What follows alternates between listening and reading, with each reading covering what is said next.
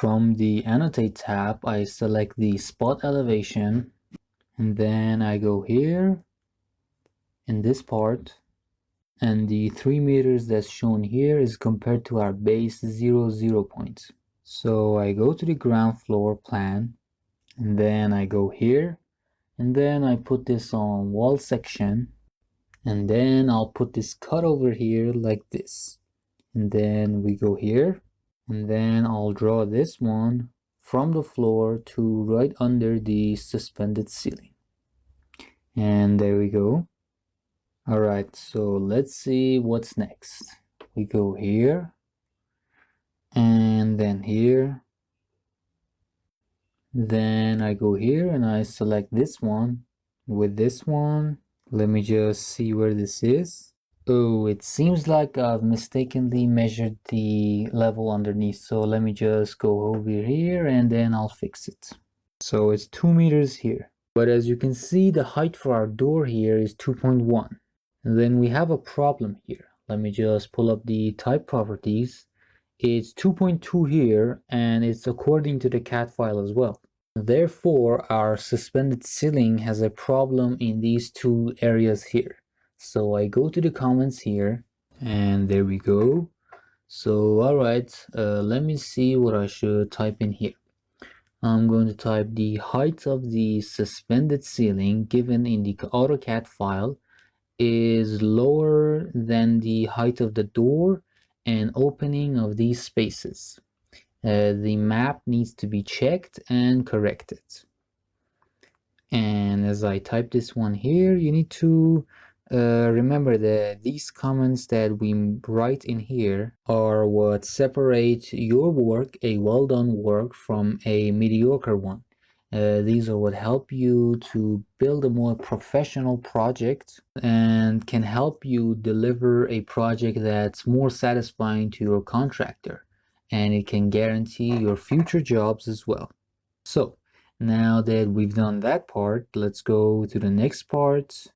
And here we have some joinery work, as you can see, and in here as well. So I'll select this, and then this one as well. And then in the base offset, I'm going to type in -1, oh, excuse me, 0. And then in the top offset, -1. And after that, I go here, and then I'll select this part of the roof. I'll isolate it. And so let me rotate it so we can get a better look at it, so we can be sure it's right under the ceiling. And then reset. All right, now here we do have an issue that we need to fix. As you can see here, and then we have these parts as well.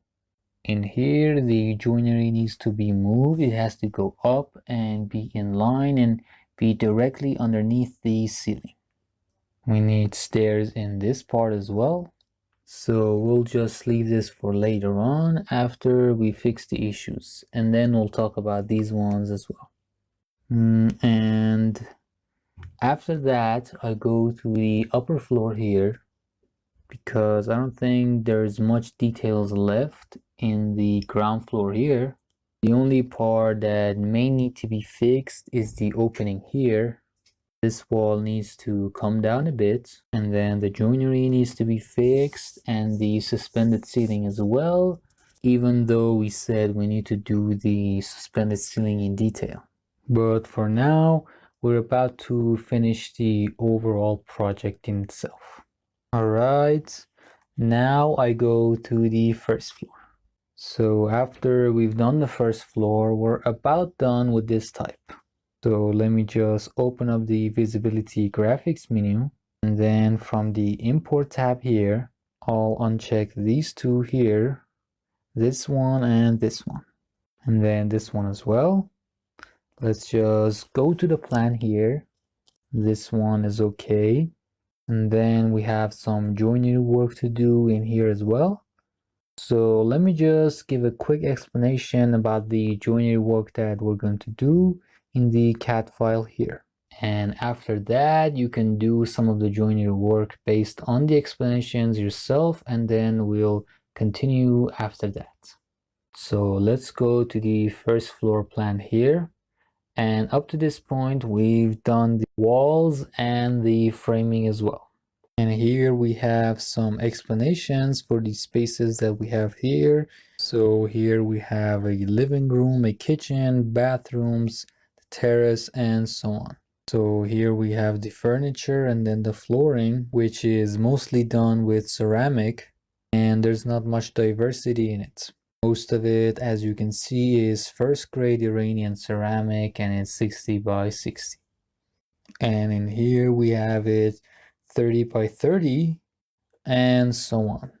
And then we have the suspended ceiling plan, which starts from 240 centimeters up to 270. So in this part of the plan, it's all been highlighted and we can see the different detailing in it clearly. And in here, the height is different for the suspended ceiling. So let's see which one is. For this blue one right here in this hatching, it's 3 meters here, and this other one that's like a plus, this one is about 270 centimeters. So here we have a 30 centimeter deficit between the two, which is because of the valve that you have here, which goes through the suspended ceiling. We'll explain the details like this in the mechanics part as well, but you need to work it thoroughly to make a clear and precise plan.